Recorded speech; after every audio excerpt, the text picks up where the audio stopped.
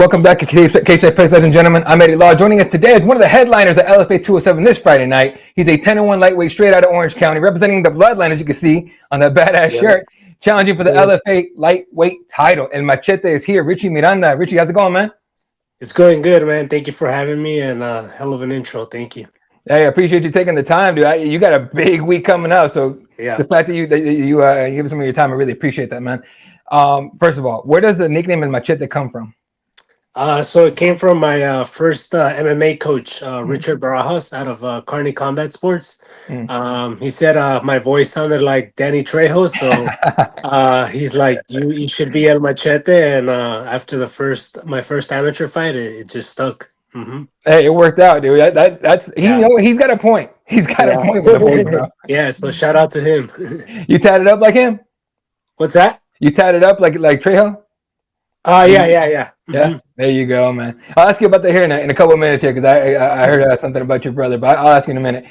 First of all, former college wrestler, Nebraska Kearney, as you alluded to. What was it like to go from Santa Ana, California, to Kearney, which has a population of like roughly 40,000 people? Yeah, I mean, it was a learning experience, but more slow pace, but it was awesome, I got to wrestle at a really, really high level and got to meet a bunch of friends. And, I started my career out there. So going out to Nebraska was a good thing for me. There you go. And I'm sure there's nothing else to do but train, right? Yeah, exactly. Yeah, training. And then, after wrestling got done, I got into still wanted to compete and got into MMA. There you go. So the move from wrestling to MMA, like you said, like a lot of fighters get into it for self-defense. A lot of guys get into it for weight loss. Some get into it to stay out of trouble and such. But I find that 99% of guys that wrestled in high school and college just have that competitive itch to scratch. And it seems like that's what they did. So is that the case for you? Yeah, no, exactly. And actually, like Kamaru Usman came out of there, Romano Cotton, Rafion Stotts, Jens Pulver, the Ellenberger brothers. So, I mean, I didn't think of that as much at the beginning, but once I got into MMA, I was like, oh shoot, these guys wrestled at UNK too, and a lot of them fought for LFA as well. So. Yeah, no, it's honestly, you're kind of following like a blueprint. Did you see that blueprint ahead of time, or you were just like, hey, LFA's calling, cool, I'll take a fight? Yeah, no. So I mean, I wanted to fight for LFA for a while, but I didn't get picked up till after Cage Warriors. But I love LFA, and I mean, they've been a great part of my career, and everybody's great people with LFA. I mean, it's not a bad way to go. Cage Warriors to LFA; those are two very good promotions to go from, though. So, you got one more to go. We'll talk about that here in a minute. At what point did you since you started training MMA? At what point did you sit back and you're like, man, I can make a living with this and build a legacy and provide. This could be what I do forever. What do you think? Or why? At what point did you come up with that?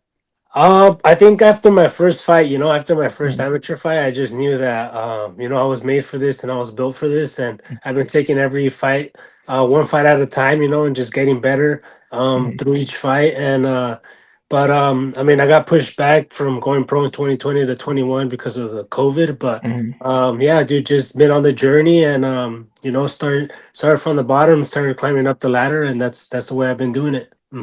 Yeah, so you went from starting in Kearney, right? MMA training or training at I think Kearney Training Center. Am I right on that? Yeah, Kearney Combat Sports. Combat Sports. Thank you, Combat Sports. I was thinking about something else a second ago, but so you went from training there, you went back on Santa Ana to another gym. I forgot the name of it, but then. Actually, what name was it? Yeah, CSW. Thank you. Yeah, Combat Submission Wrestling with Eric Polson and Ben Jones, and then went to Den Training Center with Ben Jones, and then now I'm at Bloodline Combat Sports with Cub Swanson. Yeah, I was thinking about Ben Jones right there. That's exactly what I was thinking. I just couldn't remember the name of the gym, but dude, going to Bloodline. I mean, what was the transition? You got Cub Swanson. I believe Rafa Garcia is still there.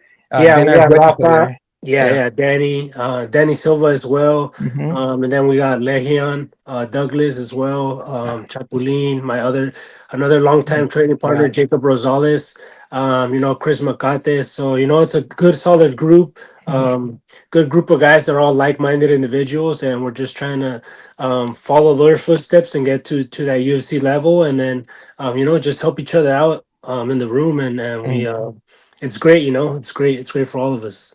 It's more like a family and a team environment than like, hey man, I'm just coming here to train, right? Yeah, no, definitely. It's definitely more of a family based team and management. Yeah, that's the thing about Cub Swanson. What he's building there is really a tight knit group of guys that care about each other. And you can see it every time we talk to one of you guys. You guys really care about each other. Having Cub there, right, as the coach, as a training partner and such, and you know, and I'm sure management as well. But how has that wisdom that he brings to the training room helped you grow? Because at this point in his career, man, he's seen everything and he's still doing it. Yeah. Yeah, it's been great, learning from his experience. And when I first transitioned, I was able to do two of his fight camps already with him. So I've seen, the what he goes through, and how he's been training.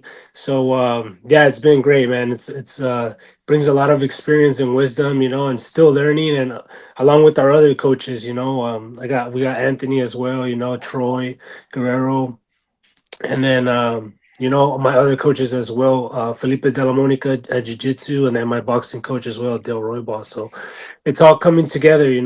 And it's all coming together for a title shot this Friday, man. LFA Yeah. 207, April 18th, Sioux Falls, South Dakota. It's Richie on Richie crying for a title, though. So, Yeah. yeah, right. This is weird. When you got the name, I mean, not name, you knew who he was, right? But Yeah. when you were like, is Richie against Richie? Like, did the jokes come out quickly right away, or we just like? No, I mean, we were supposed to fight in December. For some reason, Yeah. I got pushed. Something happened, and I still fought. But here we're at it again, and I'm excited to go out there and show Machete style, and get my hand raised and come back home with that title. Yeah. Now, physically, mentally, how you feeling?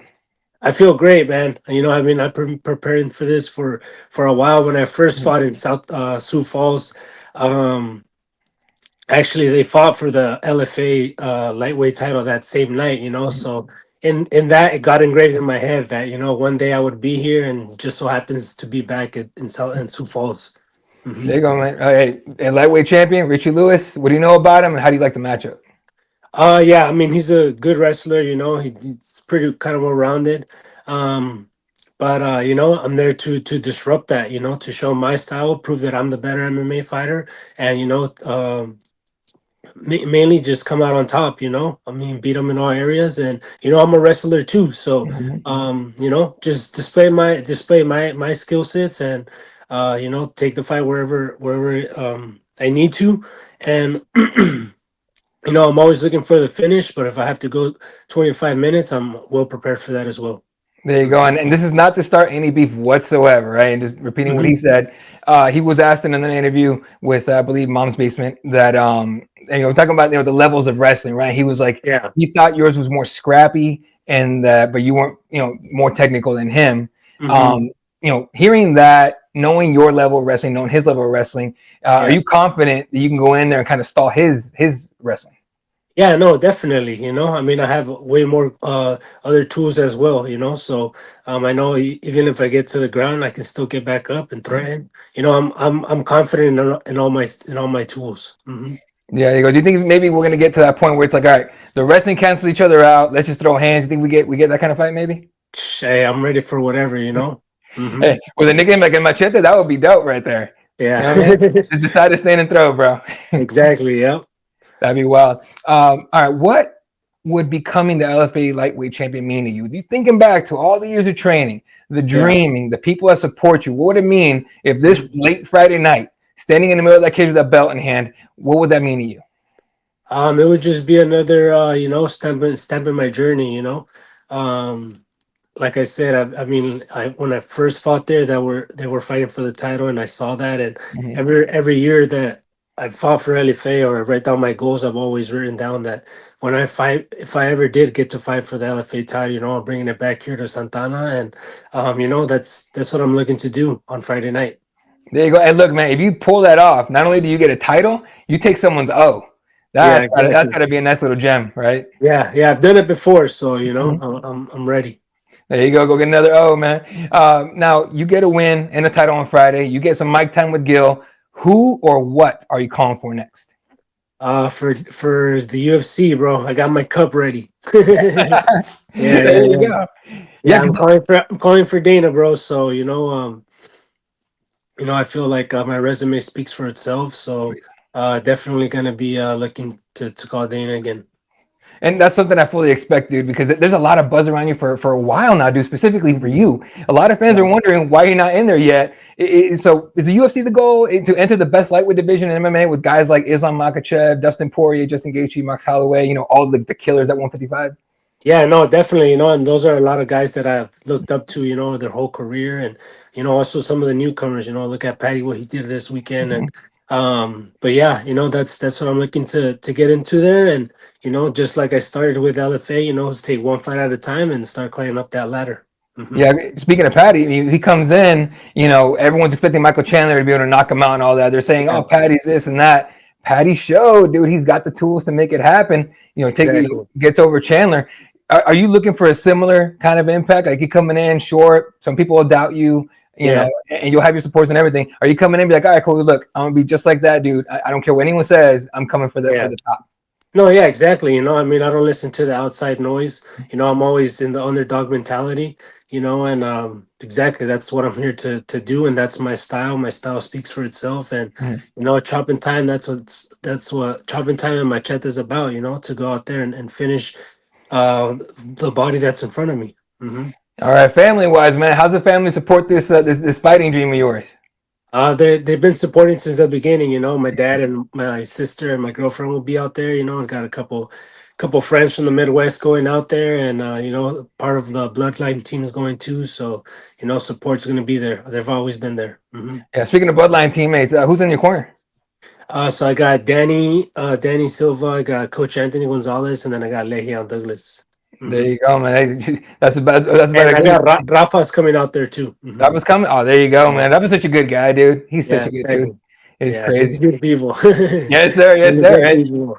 Yeah, man. He's so cool to talk to, man. I want to ask you about your brother because I saw in another interview that he tattoos, right? Yeah. He tattoos. Mm-hmm. Yeah, has he done a lot of work on you? Yeah, he's done quite a bit. Yeah, my last one I got a Pancho Villa on my hamstring, and that's no kidding. Last portrait he did. Yeah. Oh, dude, that is sick. What else you got? That's like that's a revolutionary right there, dude. That's big. What else you got? Exactly. Yeah. No, he got down on down. I mean, I can't show it on the screen, but yeah.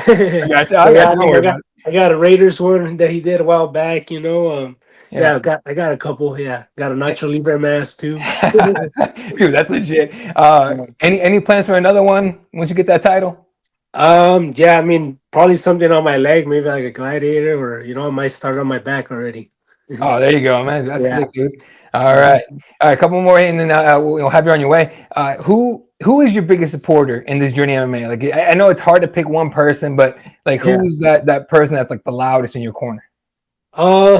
For sure, I want to say my parents. They've been there since the beginning. But yeah, I mean, I look to them as my heroes as well, just from what they've come from and what they have accomplished, and they're still doing. So yeah, for sure, my parents been a big part of it. No, but a lot of sacrifice parents put to put us through it, man. I'm right there with you on that. Yeah. All right, first meal after a victory, but first meal after a title victory. Sheesh, I'm coming back to some seafood, some mariscos. Camarones and all that. Is that what you're going with? Yeah, camarones, ceviche, pescadillas, mojarras, all that. Now you got me hungry, dude. All right, man. Favorite combat sports athlete? Combat sports, Dustin Poirier. Oh, there you go. All right. How about non-combat sports athlete? Kobe Bryant. Kobe Bryant. Rest in peace, Kobe. Hey, that's funny. Speaking of tattoos, I'll show you this one. This is on my forearm. I got the Kobe logo. Nice. It's funny. I'm obviously I'm a Suns fan, but when I was a little kid, I saw Kobe and everything. I was just like, dude, that guy gets it. Is that kind of mentality? Do you try to grab that kind of mentality? I know everyone kind of beats it to like a dead horse and the mama mentality, all that, but it's a real mentality. Have you picked any of that up? No, yeah, exactly. Yeah, I mean, I watched the documentary not too long ago, but just the way he carried himself as a person, and that mama mentality is true. You just gotta keep going and block the outside noise and just focus on yourself and what you're trying to achieve. All right, man. This Friday night, fighting for a title. What can the fans expect from Richie Miranda? They can expect beautiful violence. Machete style and chopping time. All right, dude. Hey, the floor is yours. Shout out your team, friends, family, whoever you want, man. Go for it. Yeah. Shout out to Bloodline Combat Sports. My Cub Swanson, Monty, and then shout out to my sponsors, AMA, Twin Drake Transportation, Tequila Mandala, Pitbull, who else? American Weed Co. We got Handy Manny, Zeal Media, and a bunch of other ones too. Appreciate you guys, and shout out to my family too. Mm-hmm. I appreciate y'all, supporting Machete, man. We're all rooting for you, Paisa, man. Yeah. You know what I mean? Like it's how it goes, bro. All right. And Machete's coming for a belt this Friday night at LFA 207 against the champion Richie Lewis at Sanford Pentagon in Sioux Falls, South Dakota. Tickets available at LFA.com through Ticketmaster, broadcasting live on UFC Fight Pass. Will not be the only time our man here is on UFC. Believe that. And ladies and gentlemen, Machete, Richie Miranda. Best of luck, Richie. Thanks for the time. Yeah. Thank you.